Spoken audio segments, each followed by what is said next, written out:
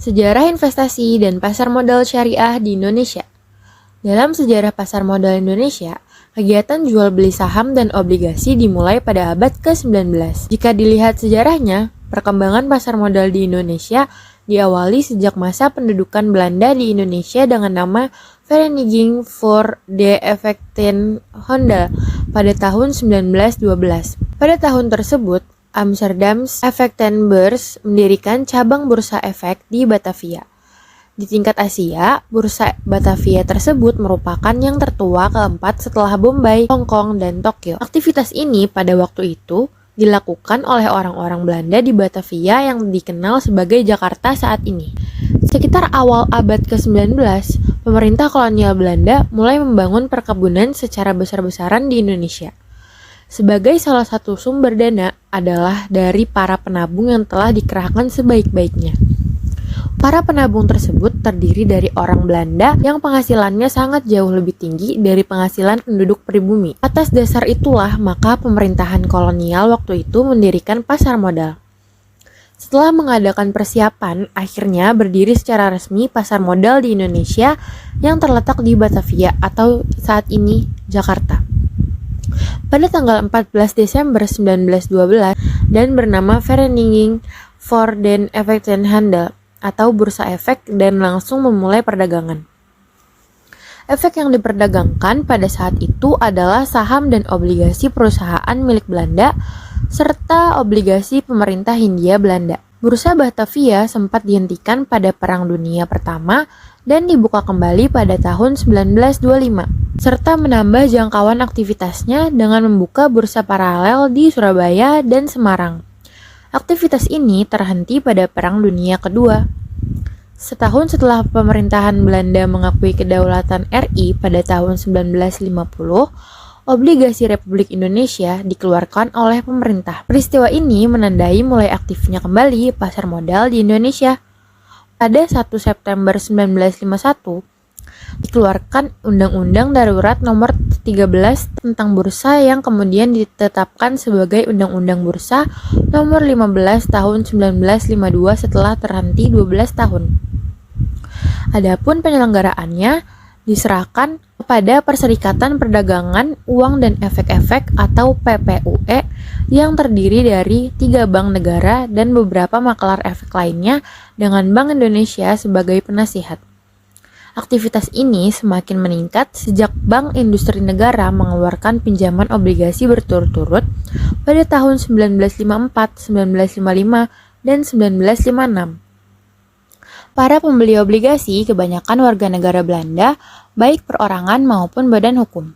Semua anggota diperbolehkan melakukan transaksi arbitrase dengan luar negeri, terutama dengan Amsterdam. Menjelang akhir era 50-an, terlihat kelesuan dan kemunduran perdagangan di bursa. Hal ini diakibatkan oleh politik konfrontasi yang dilancarkan pemerintah RI terhadap Belanda sehingga mengganggu hubungan ekonomi kedua negara dan mengakibatkan banyak warga negara Belanda meninggalkan Indonesia.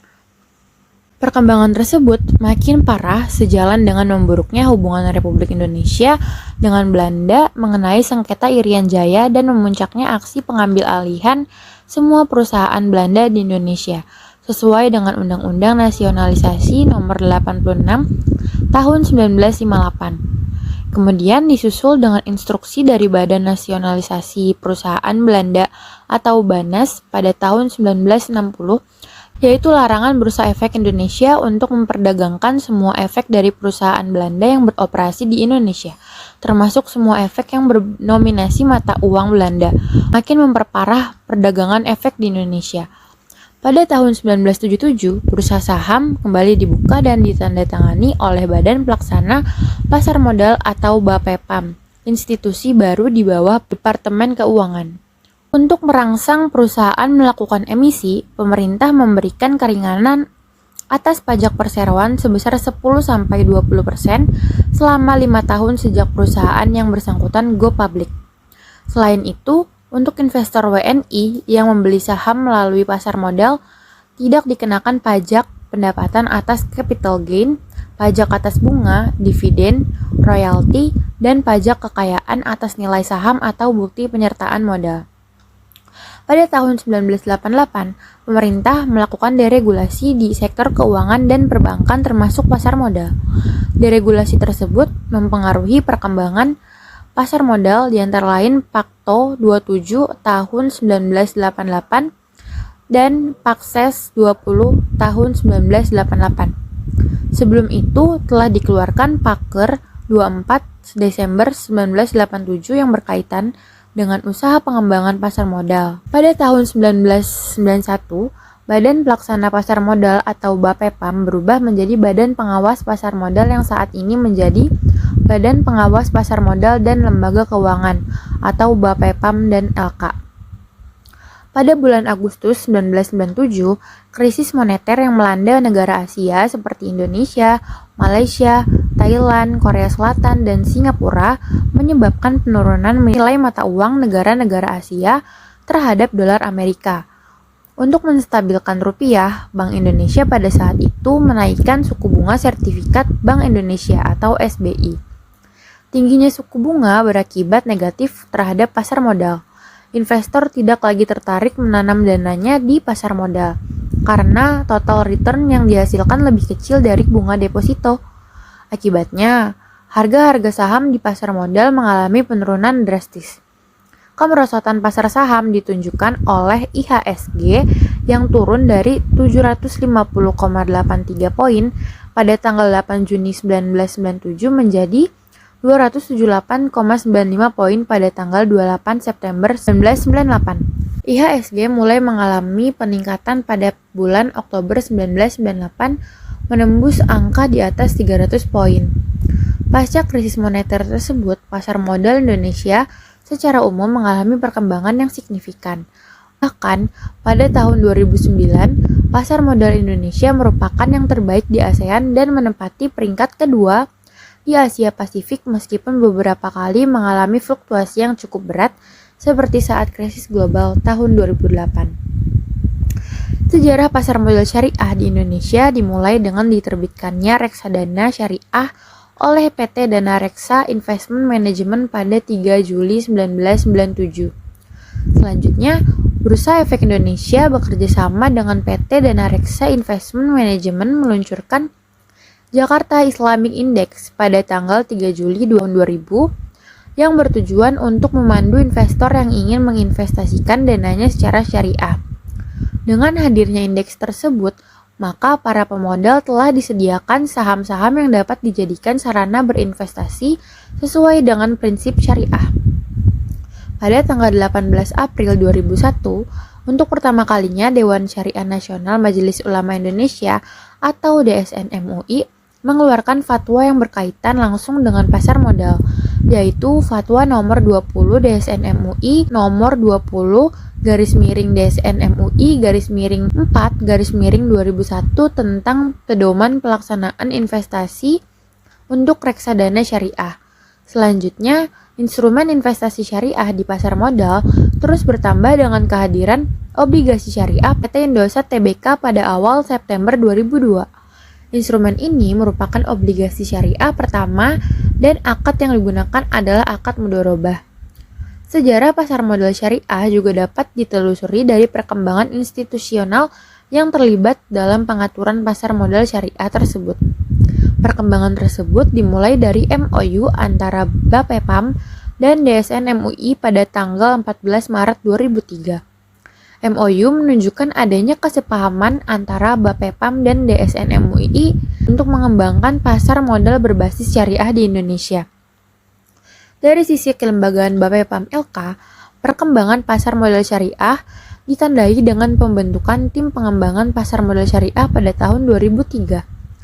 Selanjutnya, pada tahun 2004, pengembangan pasar modal syariah masuk dalam struktur organisasi BAPEPAM dan LK.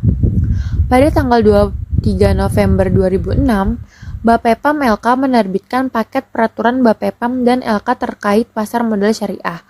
Paket peraturan tersebut yaitu Peraturan BAPEPAM dan LK nomor 9.A13 tentang penerbitan efek syariah dan nomor 9.A.14 tentang akad-akad yang digunakan dalam penerbitan efek syariah di pasar modal. Selanjutnya, pada tanggal 31 Agustus 2007, Bapepam LK menerbitkan Peraturan Bapepam dan LK nomor 2.K.1 tentang kriteria dan penerbitan daftar efek syariah dan diikuti dengan peluncuran daftar efek syariah pertama kali oleh Bapepam dan LK pada tanggal 12 September 2007. Perkembangan pasar modal syariah mencapai tonggak sejarah baru dengan disahkannya UU nomor 19 tahun 2008 tentang Surat Berharga Syariah Negara atau SBSN pada tanggal 7 Mei 2008. Undang-undang ini diperlukan sebagai landasan hukum untuk menerbitkan Surat Berharga Syariah Negara atau Sukuk Negara. Pada tanggal 26 Agustus 2008, untuk pertama kalinya pemerintah Indonesia menerbitkan SBSN seri IFR 0001 dan IFR 0002. Pada tanggal 30 Juni 2009, Bapepam LK telah melakukan penyempurnaan terhadap peraturan Bapepam LK nomor 9.A.13 tentang penerbitan efek syariah dan 2.K.1 tentang kriteria dan penerbitan daftar efek syariah. Sekian penjelasan mengenai sejarah investasi dan pasar modal syariah di Indonesia. Saya Nailah Meliana Dara, mahasiswa UPN Veteran Jakarta dengan NIM 2010116051, jurusan Ekonomi Syariah dalam memenuhi nilai UCP 1 mata kuliah Pasar Keuangan Islam. Terima kasih atas perhatiannya telah menonton video ini sampai habis.